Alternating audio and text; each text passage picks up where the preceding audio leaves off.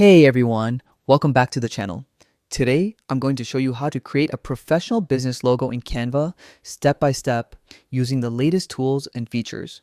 Whether you're starting a new brand or refreshing your business look, this guide will make the process super simple, even if you've never designed a logo before. Let's dive in. Log into Canva. First, open your browser and go to canva.com. If you already have an account, click Login or use the Continue with Google option for a faster, secure login.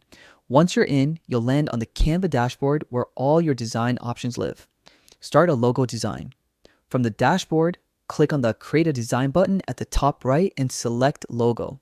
Canva automatically opens a blank canvas sized perfectly for logos. You'll also see a wide range of ready-made logo templates you can customize, which makes the process much faster. Browse templates and choose a style. Use the search bar to explore styles that match your brand: modern, minimalist, vintage, or playful. Click on a template you like to load it onto your canvas. This gives you a professional starting point without designing from scratch. Customize your logo. Now it's time to make it yours.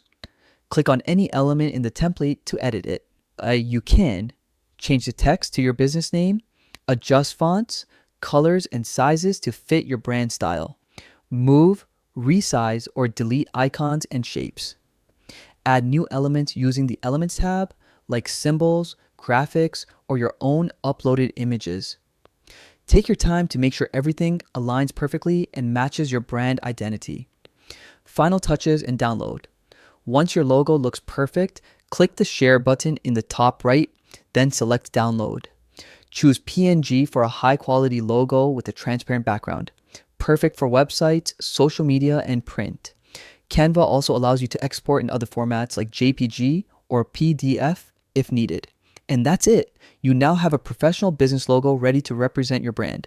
Canva makes it easy, fast, and fun, even if you're not a designer.